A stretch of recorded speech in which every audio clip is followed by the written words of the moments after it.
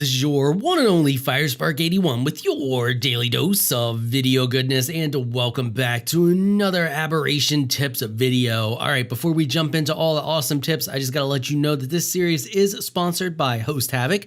Host Havoc is an absolutely amazing server host. If you're looking for an Ark Survival Evolved server for your Aberration map or whatever map you're playing on, they are the way to go. All of the information you need for Host Havoc is down in the description. I highly suggest you check them out if you are on the hunt for an Ark server. All right, now with that out of the way, let's get into the tips. So the first tip I got for you all today is in the way of zip lines. We're going to take a look at some zip lines here. I've spent the past couple hours figuring out the mechanics of these bad boys, and it is possible to jump from one zip line to another or get to the end of a zip line and transfer to another one without being on a Ravager. So many of you may think that you can't do it because it is a little difficult, but I'm going to show you the small nuances and how to do it. So I found the easiest way to do it is to pop out into third person. And when the zip line gets to about your feet, that's when you want to hit, or your knees, but once it goes past your knees, it gets iffy. That's when you want to hit whatever button for whatever version of Ark you're playing. I'm on PC, so it's E. That's when you want to hit E to jump on the next zip line. So you hit spacebar to jump off, or whatever your jump key is, and then you hit E. So let's take a look at how that works here. So I'm gonna start on this one. We'll get on it, and then I'll bounce out into third person, and then, well, we jumped back on that one. Hold on a minute here. Hold on. It does work, trust me. I had it down pat, but it is a little finicky. So there you go. And you can see that we clung to that at the end. Accidentally hit spacebar twice. Let's try that again. So you can see that I was able to connect even while I was gliding. So let's do it again. We'll jump and then hit E. And there you go. You can see you can switch zip lines pretty easily. I mean, if they're parallel to each other, it's not that difficult to do on third person. It's a little more difficult if you're in first person. And like I said, right when it gets to your feet, you can see we just landed on this one again. But that actually allows me to show you, I have a zip line up there. Now, the best way I found to get this to work is you have to face the direction that the other zip line is going. So this zip line is going down where it's behind me. So I have to turn. So I'm going to hit jump, and then I'm going to hit E. And you can see we clung for a second. Let's try that one more time. Actually, I can just jump here and I can show you. We'll jump and connect to this one again. Now you jump and then E, there you go. See how that worked? So transferring this way, I found, is actually better when you're in first person, when you're transferring to another one like we're doing here, like if the end to end. So if you're going end to end into a zip line, into the beginning of another zip line, it's easiest if you're in first person. So you jump, turn in the direction, and then E, and then you can, you know, as you saw there, you get right on it. But if you want to transfer mid-slide, I found that it's better to actually be in third person, and you can see here that we can jump, and there you go. You can connect to the other one. So it's all about timing, and it's not super, I mean, it is easy, but it takes a little practice. So set up something like this, like I got here, where I can fall and not die, and practice it a little bit in your base. And then once you get the hang of it, then you can do some crazy stuff. So I'm going to show you how, I mean, you see it like here in the base, and you're like, well, how's that really applicable in the real world FireSpark, or I should say the real Ark world? I'm going to show you that. So let's go over here. I got something set up. Okay, so you can see I have a zip line here set up, and it's connected to the rock wall over there, and then connected down to there. And I also have another one connected to that other platform over there. So we're going to zip line on it, or get on the zip line here. And then we're going to go for this one going to the left of me here. So I'm going to jump, turn, and then hit E. Jump, turn, E, and like you notice, if you don't get it, but if you do it right, you actually reconnect to the same zip line. So that's what we're doing right now, because I'm not turning enough. All right, here we go. We're gonna get it this time, I'm sure. So jump and then turn, and then E. There you go. There you go. Well, we were partially mid-flight on that one, but it does work. Like I said, it's finicky and a little janky at times.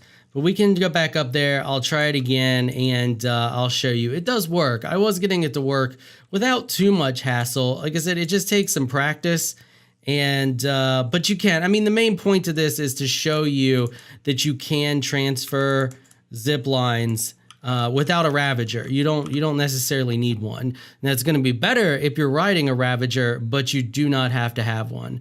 All right, so here we are at the end of it, and it could be placement too. Placement relies on it a lot as well. I found it's a lot easier if they're both going directly straight into a wall, or one is going straight into a wall and the other one is then at a different direction. This one you can see is two angled ones, and it's a little more finicky. Well, either way, there you go. We jumped and transferred from one to another. Not the way I was trying to, but it does work. And there is another one over there in the distance, and I'm actually going to show you transferring to that one as well, and then we'll move on to the next tip. Okay, so here we are back on the end of this thing. You can see down there below me there is a zip line. I'm going to pop out in the third person, and I'm going to try to hug the wall so I stay next to that one, and I'm going to attempt to jump and land on this other one. So jump, and there you go. So there, that one actually worked pretty flawlessly. So you can see that it is completely possible to do that, and it does work. So it allows you to create a longer zipline chain without having to make a bunch of platforms. All right, on to the next tip. All right, the next tip comes in the way of the Basilisk. So you're on your Basilisk and you decide you want to go underground. So you go underground with the old, burrow maneuver there, and you're underground and you're going. And you notice that while we're underground, we are losing O2. And that sucks that you can't breathe while you're on your Basilisk and you're underground. I mean, why can't you breathe in the dirt? Come on, wildcard. No, I'm just joking. But no, there's an easy way to take care of that. You go into your inventory and you, or his inventory. Did I put it on him? Yeah, I put it on him. And you just put a scuba tank on yourself. So we're going to drop the scuba tank on there. You can see my O2 is filling, and there it goes. And it just hangs out. And you can see that it is now not ticking down because we have the scuba tank on, so you can draw air from your scuba tank. So you can be on your Basilisk and stay underground for the full length of its stamina if it has crazy stamina like this one here. I pumped almost all of its points into stamina. So this one would totally, I would run out of breath totally before this thing had to pop up. So that's just a little tip for you there. You can stay under longer. Now, I'm sure some of you are wondering if the Lazarus Chowder will have the same effect. If you can have the Lazarus Chowder buff and extend your breath underneath the ground. No, you cannot. I tested it, and your O2 drops just as fast with the Lazarus Chowder as it does without it. So the Lazarus Chowder will not work, but the scuba tank will. All right, on to the next tip. All right, this next tip is in the way of light pets. So all of the light pets can walk. No, hey, light pet, I want to whistle you. Follow one. They can all walk through the railing. So if you're trying to set up a light pet breeding pen, follow one. Okay, and I didn't do the what is it, the bird, whatever the bird is over there in the corner, because they can fly. All of these ground ones, though, they'll walk right through it. Watch this. Come on. Look at him go. Look at him go. It's going to come right through it. Right through it. There they go. So, yeah, I don't know why this one's... Did I not get him to follow me? Follow me, little guy. Follow one. Okay, here we go. So, this one can too. They all do. So, if you're going to set up a light pet breeding pen, I highly suggest using walls, because you see there, they just walk right through that railing like it's nothing. It doesn't even affect them. All right, on to the next tip. All right, this tip comes in the way of platforms. The stone cliff platforms, I assume it works with the metal ones too, because it works with the stone ones, and as far as I know, they're pretty much the same, but I haven't really messed with the metal ones because stone gets the job done, and I don't see a point for metal. Anyway, is you have two platforms like this, right? You got your platforms along the edge here, or maybe you even have a bigger gap between them somehow, and you want to connect them, or you just want to maximize your space and say maybe cut straight across here instead of having this stupid divot in here. Okay, well, that's pretty easy to take care of, and you can kind of flush it out a little bit too. So if you take your hooks and you go under like you see here, and we're going to go over just a little bit, and then we're going to place a pillar like so, and then we're going to place another pillar. We're going to take a step back and place another pillar directly to it. And you're thinking, what are you doing, Firespark? Just watch. Bear with me here. And you're going to pop back up on top like that. And then we're going to destroy this thing here, this top pillar here, although I'm just going to pick it up. But you can just actually, you know what? Yeah, I'll just pick it up to prove to you that you can. And the bottom one stays. See how the bottom one stays? Let me throw this crap out of my inventory. All right. So you got the bottom one there like that, and now you can place a ceiling on top of that, and look how low that is. It comes right in line with that there. It's almost sunken in.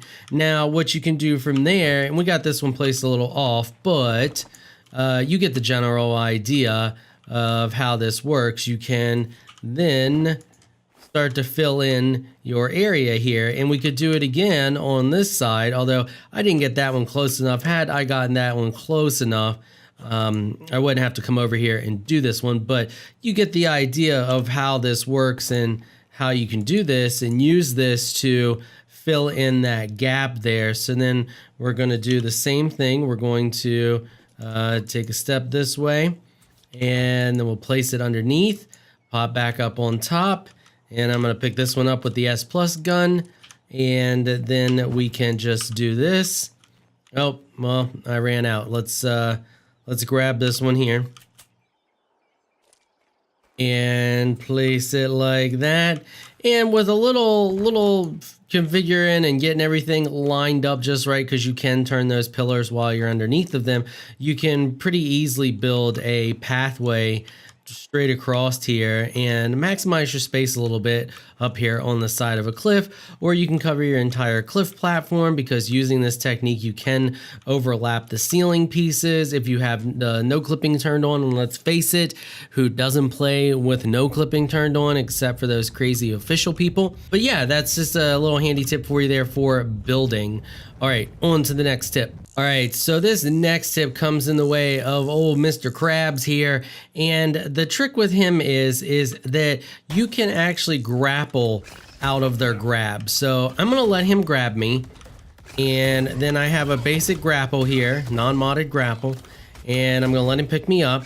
Now all you have to do is when he has you, just shoot him in the face. Shoot him in the face, reel in, and then run between his legs like that, because it takes him time to turn around, and then you can easily escape. So let me show you that one more time. So I'm going to get grabbed. Get grabbed by a crab. You're like, oh no, he's going to mash me to death. Just shoot him, reel in, and then, oh, he grabbed me again. Don't worry, you have to remain calm when doing this. Reel in, and then just run between his legs. There you go, like that. And there you go. That's it. That's all there is to escaping the crab's grasp. He cannot keep a hold on you when you grapple him. So one more time, I'll show you. Now you don't have to run directly to him. You can attempt to run away, and you can even just hit that one claw. But the thing is like he can pick you up quickly if you stay in front of him. So the thing you want to do is to try to get out of the danger zone, which is like right there in front of him. He doesn't have a very big attack area, so I'm gonna let him grab me again. He's done smashing me. So you can see like the danger zone's like right in this area here. It's not very big. Are you gonna grab me, dude? There you go. Okay, so he's grabbed me. I got his claw that time, and it was enough. Run between his legs. He has to do a full turn, or he just always does a full turn because that's what the AI is told to do. And that's it. Look how easy I escaped. So that's a really quick and easy way to escape the crab. So if you're going to be in crab territory, make sure you bring some grappling hooks with you. See, the grappling hooks are still effective on this map, even though you can't use them to climb walls and stuff like that. Wild card. All right, well, that's it. That's all the tips I have for you today. That is going to wrap it up for this episode. Before I go, I want to give a quick shout out to my Patreon supporters. Thank you so much for all of your support. You all are absolutely amazing people. If you would like to help support this channel through Patreon, please check out the link in the description below. If you enjoyed this video, please leave a comment down below. Let me know what you thought. If you're shy, you don't like to comment, just hit that thumbs up button and show your support. Until next time, thanks for watching.